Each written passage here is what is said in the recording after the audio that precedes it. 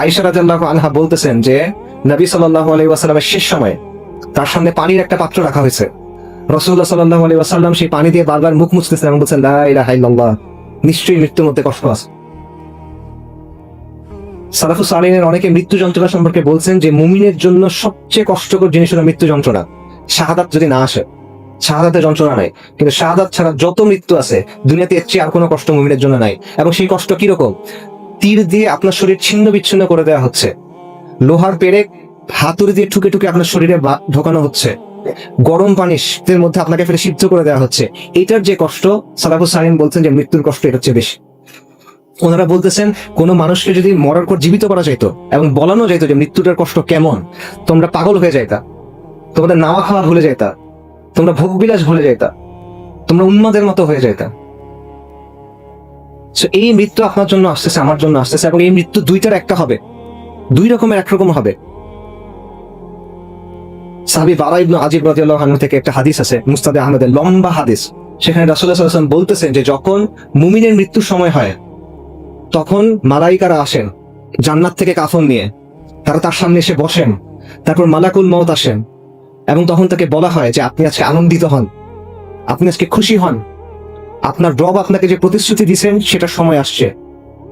ইয়া আইয়াতুহান নাফসুল মুতমাইন্না ইরজিই ইলা রাব্বিকি রাদিয়াতান মারদিয়া, যে হে প্রশান্ত আত্মা, যে আপনি আসেন সন্তুষ্ট হয়ে এবং আল্লাহর সন্তুষ্টির পাত্র হয়ে, এবং সেই সময় তার রূহ তার বডি থেকে বের করে নেওয়া হয়। এবং এটা কিভাবে হয়? নবী সাল্লাল্লাহু আলাইহি ওয়াসাল্লাম বলতেছেন পানি যেভাবে গড়ায় পড়ে এভাবে এটা হয়, হালকা ভাবে হয়ে যায়। আর যখন ফাসিক ফুজ্জার মারা যায় বা কাফির মারা যায় তখন তার কি অবস্থা হয়?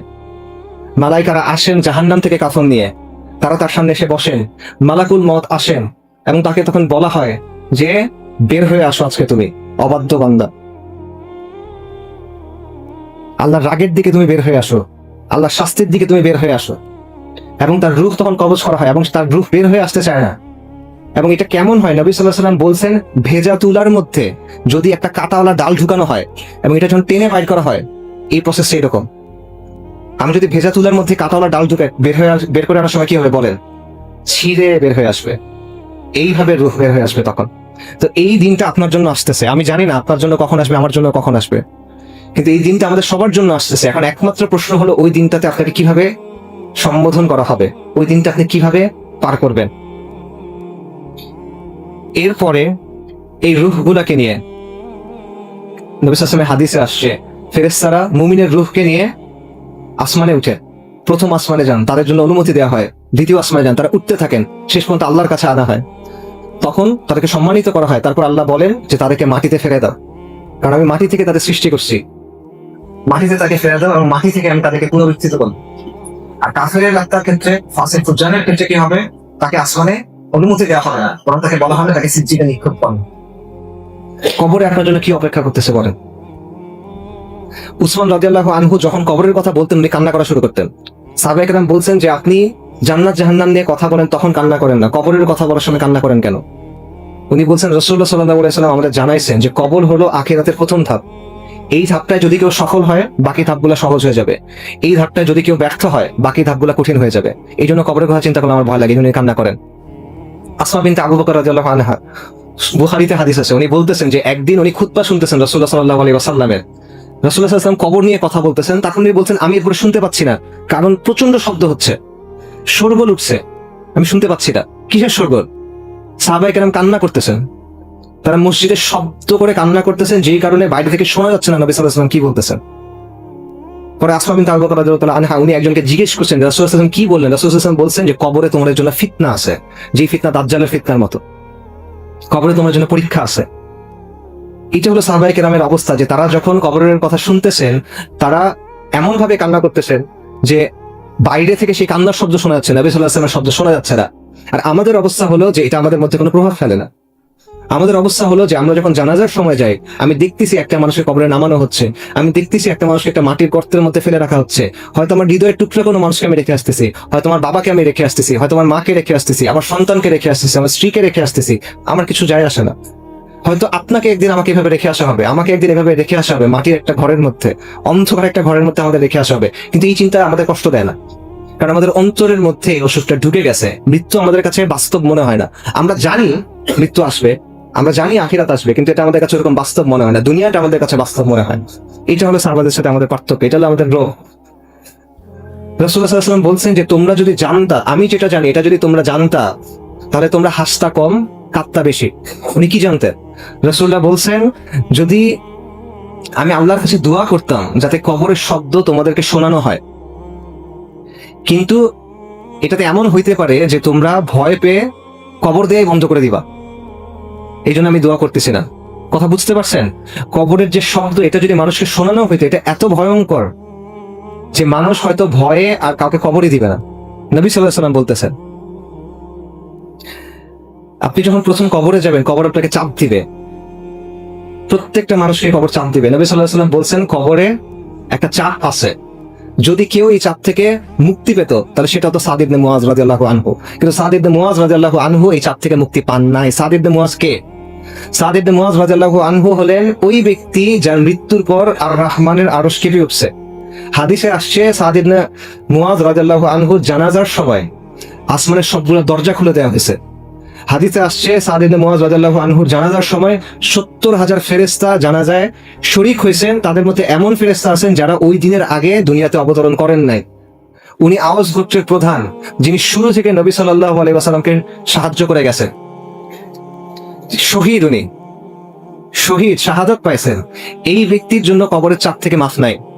আল্লাহর ওয়ালি এই ব্যক্তি, তার জন্য কবরের চাপ থেকে মাফ নাই। আমার আপনার জন্য এই অবস্থা কিরকম হবে? কিন্তু এই জিনিসটা আমরা চিন্তা করি না। কবরের পরীক্ষা আছে। নবী সাল্লাল্লাহু আলাইহি ওয়াসাল্লাম জানাইছেন যে যখন কবরে একজন মানুষকে রেখে আসা হবে, দুইজন ফেরেশতা তার কাছে আসবে, মুনকার এবং নাকির, এবং তাকে প্রশ্ন করা হবে যে তোমার রব কে, তোমার দিন কি ছিল, এবং তোমাদের মধ্যে এই যে ব্যক্তি প্রেরিত হয়েছিল তার ব্যাপারে তুমি কি বলো? মুমিন বলবে, আমার দিন ইসলাম, আমার রব আল্লাহ, ইনি আল্লাহ রসুল মুহাম্মদ রাসূলুল্লাহ সাল্লাল্লাহু আলাইহি ওয়াসাল্লাম। আর মুনাফিক কাফের, সে কি বলবে? সে বলতে পারবে না। সে বলবে, আমি মানুষকে কি কি বলতে শুনছিলাম, আমি সেগুলাই বলছি, আমি জানি না। মুমিন যখন এই জবাব দিবে, তখন আসমান থেকে বলা হবে আমার বান্দা সত্য বলছে, এবং তখন তাকে জান্নাতের পোশাক পরানো হবে, জান্নাতের বিছানা দেওয়া হবে, এবং তার কবরে জান্নাতের দিকে একটা দরজা খুলে দেওয়া হবে, তাকে জান্নাতে তার জায়গা দেখানো হবে, এবং তখন সে আল্লাহকে বলবে, আল্লাহ কিয়ামতটা দ্রুত করে দেন। আর ওই বান্দা যে কাফের মুনাফিক, তাকে সে যখন বলবে আমি জানি না, তখন বলবে এই সে মিথ্যা বলতেছে, এবং তখন তার জন্য জাহান্নামের যে পোশাক থাকবে, জাহান্নামের বিছানা দেওয়া হবে, এবং জাহান্নামের দিকে দরজা খুলে দেওয়া হবে, এবং সে বলবে আল্লাহ কিয়ামত যেন না হয়, কারণ তখন তার ওখানে যেতে হবে। তো এটা হলো কবর। আমরা কবরকে দুনিয়ার অংশ মনে করি, কবর আখিরাতের সাথে যুক্ত। কবর আখিরাতের সাথে যুক্ত, সেখান থেকে আপনার বারজাকের জীবন শুরু হয়ে গেছে। এবং মুসলিম কবরের শাস্তি আছে কিনা? অবশ্যই আছে। উলামায়ে কেরাম এটা বলছেন। ইমাম আল কুরতুবী বলছেন যে মুসলিম যে গুনাহগার, এবং এটা হাদিসেও আসছে, অনেক কারণ আলোচনা আছে, সেখানে যাচ্ছি না, যে ওই শাস্তি আপনার আমাদের জন্য আল্লাহ হেফাজত করেন। গুনাহগার বান্দার জন্য এটা কবরে তার শাস্তি আছে। আল্লাহ তাআলা বলছেন, ফামান যুহজিহা আনিন নারি ওয়া উদখিলাল জান্নাতা ফাকাদ ফাজ ওয়া মাল হায়াতুদ দুনিয়া ইল্লা মাতাউল গুরুর। সফলতা কিভাবে? এগুলা থেকে বাঁচবেন কিভাবে? সফলতা হলো এইটাই, যাকে আগুন থেকে রক্ষা করা হলো এবং জান্নাতে প্রবেশ করানো হলো, সেই হলো সফল। এবং দেখেন, আল্লাহ বলছে যে রক্ষা পেল না, যাকে রক্ষা করা হলো, যে প্রবেশ করলো না, যাকে প্রবেশ করানো হলো, সেই সফল। এটা আল্লাহর রহমত ছাড়া আপনি পাবেন না। তো এই জায়গায় আল্লাহ সুবহানাহু ওয়া তাআলা আমাদের জানাইছেন যে আল্লাহ মুমিনদেরকে সাহায্য করবেন। কি দিয়ে? মজবুত বাক্য দিয়ে।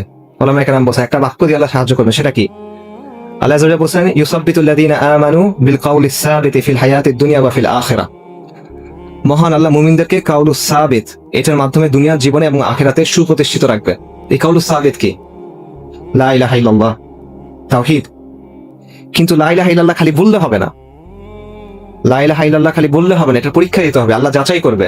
এটা আমার কথা না, আল্লাহ সুবহানাহু ওয়া তাআলা বলছেন। আল্লাহ সুবহানাহু ওয়া তাআলা বলছেন, আহাসিবান নাসু আইয়ুতরাকু আইয়াকুলু আমান্না ওয়া হুম লা ইফতানুন। তোমরা কি মনে করছো যে তোমরা বলবো আমান্না, আমরা ঈমান আনছি, তারপর তোমাদের অব্যাহতি দেওয়া হবে? হবে না। আল্লাহ সুবহানাহু ওয়া তাআলা পরীক্ষা নেবেন। ওয়ালাকাদ ফাতান্না আল্লাযীনা মিন ক্বাবলিহিম, আল্লাহ তাদের পূর্ববর্তীদের পরীক্ষা নিয়েছিলেন। আল্লাহ পরীক্ষা করে দেখবেন যে কে সত্যবাদী এবং কে মিথ্যাবাদী। এটা মনে করেন না যে আপনি আজকে মুখস্থ করে গেছেন, পরীক্ষার সময় পরীক্ষার জবাব দিয়ে বের হয়ে আসছেন, ব্যাপারটা এমন না। আল্লাহ যাচাই করবেন। আল্লাহ যাচাই থেকে আপনি বের হইতে পারবেন না। এখানে কোনো দুই নম্বরই করার সুযোগ নাই, এখানে কোনো ধোঁকা দেওয়ার সুযোগ নাই, এখানে কোনো বুঝ দিয়ে বের হয়ে আসার সুযোগ নাই। এবং আল্লাহ কিভাবে পরীক্ষা করবেন? নানাভাবে পরীক্ষা করবেন। একটা পরীক্ষার কথা আমরা আগেই বলছি, লাতুবলাউন্না ফি আমওয়ালিকুম ওয়া আনফুসিকুম।